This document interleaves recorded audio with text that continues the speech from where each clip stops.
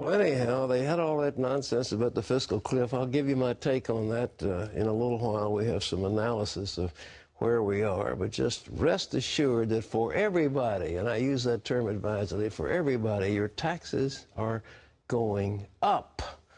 And that's just part of the deal that Congress, they said a bunch of sleep-deprived octogenarians crafted a deal in the Senate. That's what one of the members said. Yeah. Sleep-deprived, those poor people. Well, despite promises to cut federal spending as well, the deficits are also going to go up in the year ahead. George Thomas has the story for us. Motion is adopted. The fiscal cliff fight is over. For now, at least. House Republicans reluctantly approved a bill that prevents massive tax hikes from hitting nearly every American, handing President Obama many of the tax increases on the rich that he campaigned on. I will sign a law that raises taxes on the wealthiest 2% of Americans, while preventing a middle-class tax hike that could have sent the economy back into recession. But while the vote prevents major tax increases for most Americans, Republican lawmakers say it leaves many issues unaddressed, like Washington's ongoing spending spree. There's no spending cuts.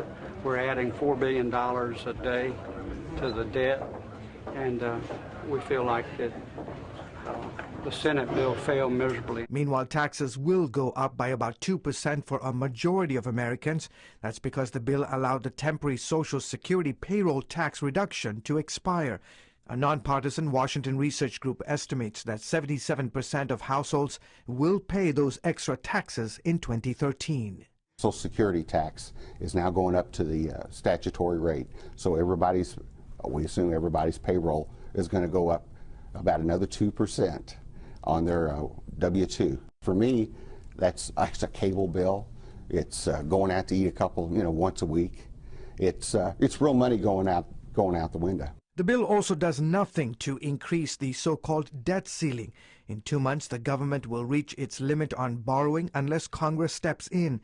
President Obama says he hopes they can reach a compromise on that deal without coming down to the wire. The one thing that I think hopefully in the new year we'll focus on is seeing if we can put a package like this together with a little bit less drama, a little less brinksmanship, not scare the heck out of folks quite as much. George Thomas, CBN News.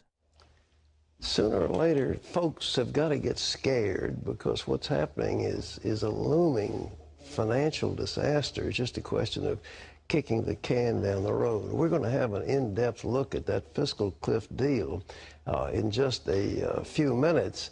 But first, Lee Webb has some interesting details on this congressional compromise. Here's Lee. That's right, Pat. Most Americans will see their taxes go up to help pay for Social Security, but some industries are getting big breaks in this deal. ABC News reporting that the provisions are just extended from past years, but in light of America's skyrocketing debt, they're raising concerns. For example, $430 million in tax breaks to convince Hollywood to film and produce movies here in the U.S. There's also $70 million for NASCAR, one of the biggest money makers in all of sports. And rum makers in Puerto Rico and the Virgin Islands will get $222 million in breaks. Algae growers, that's right, algae growers will get $59 million for trying to make biofuel. But Congress also cut dozens of tax credits and deductions that affect ordinary people. For example, the adoption tax credit is gone, Pat, and it expired on December 31st. Can you imagine? We're going to spend $400 or $500 million on pond scum. I mean, we got a crisis. Those guys in Washington, well, we'll talk more about it, but they just aren't facing reality. Lee? Financial markets in the U.S. and around the world, Pat, are cheering this fiscal cliff deal. Stocks shot up in Asia and Europe, and the U.S. market is following up on its big rally that began Monday. Investors had been concerned whether Washington could reach an agreement. Analysts say the markets hope for a better plan, but they say it's better than nothing at all. They predicted the U.S. could fall back into a recession if a deal was not reached. Oil was also up, and gold and silver also had a small increase, but not everything is doing better. Some currencies have been dropping, like the Japanese yen. It's fallen to its lowest level since July of 2010. Americans are worried about our country's future. A new survey from Gallup and USA Today finds that 50% believe the country's best years are behind us. And more than 3 out of 4 say politics in Washington is causing serious harm to the country. Americans still have serious reservations about Obamacare. 4 in 10 say it will make things worse. 3 in 10 say it will make things better. But only 12% expect the health care law to make things a lot better for them, while 21% say it will make things a lot worse. The state of Texas has ended public funding for Planned Parenthood and other groups that support abortion. Republican lawmakers there passed the affiliate rule, as it's called, in 2012. Planned Parenthood sought a temporary injunction to keep it from going into effect on January 1st. On Monday, though, a Texas district judge denied that bid. Planned Parenthood says the rule prevents poor women from getting the health care they need. Texas officials say women can still get help through a state program that refers them to doctors and clinics that do not support abortion. Pat? The American Center for Law and Justice is bringing 2 lawsuits, major lawsuits against Planned Parenthood, and it's essentially for fraud. They have triple billed the federal government for procedures they claim they performed, which they didn't. At least that's the allegation. And there's a major suit in California that has survived a number of procedural challenges where Planned Parenthood tried to get it dismissed. And in Texas, it's a smaller case, but it's the same sort of thing. The Planned Parenthood affiliates, according to the lawsuit, have been ripping off the public, and we're talking about triple damages. So it's a huge, huge knife over their head. And this action by the Supreme Court of Texas is just one more thing. Why should anybody think that Planned Parenthood should have a right to dip into the public treasury? No way, but they're claiming it does, and in the federal level, they've been upheld in that claim. Lee? Pat, some new laws worth noting in this new year. Same-sex marriage went into effect in Maine and Maryland in the last few days. Computer-driven cars are now allowed in California, but a human does have to be in the vehicle. And drivers in that state no longer have to have a hard copy of their auto insurance. All they need is a copy on their smartphone. No word about whether the computer car has to have insurance. Concord, Massachusetts has outlawed plastic bottles. That's believed to be a first. And in the town of Wellington, Kansas, people are now restricted from owning more than 4 cats. The Taliban is comparing the U.S. withdrawal of troops from Afghanistan to America's pullout from Vietnam. The militant group said in a statement that America wants to, quote, flee from Afghanistan just as they turned tail and ran from Vietnam. The Taliban is calling the withdrawal a declare victory and run strategy. U.S. and NATO troops are scheduled to pull out by the end of 2014. Pat? Well, you know, ladies and gentlemen, like it or not, we are the major power on the earth, and we have to assert ourselves and take our proper role as the one who is the arbiter of justice and righteousness throughout the earth, and it's an important role. But at the same time, we've got troops in Germany, we've got troops in Korea, we have troops all over the world, and the time has come to say, look, we can't afford it. We can't afford to maintain semi-wartime conditions all over the world. We just can't afford it. And especially with NATO and the European nations, the idea is, why should the United States keep troops in Germany to defend Germany against an attack by Russia? I mean, it makes no sense. And sooner or later, we've got to blow the whistle, say, time out, it's all over, come on home, guys, and we're going to shut that area down. And it isn't a retreat, it's just intelligent money management. Lee? Pat, as you know, Israel often finds itself alone when it comes to the international arena. One group hopes to change that, though, and Chris Mitchell has that story. Recently, pro-Israel lawmakers from around the world gathered in Jerusalem.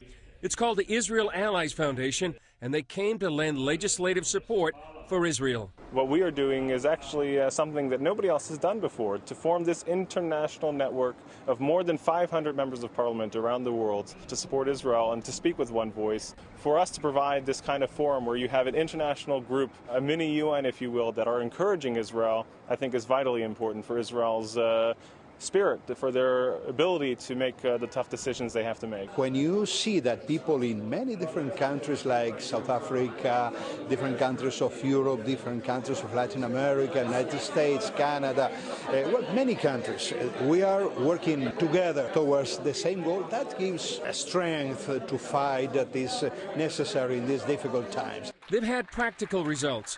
South African parliamentarian Kenneth Mashu stopped legislation that would restrict Israeli exports to South Africa. Our friends in Israel who are exporting to South Africa can go ahead doing what they were doing, and we assure them that we will not have a law that will target Israel in the South African parliament for as long as we are there.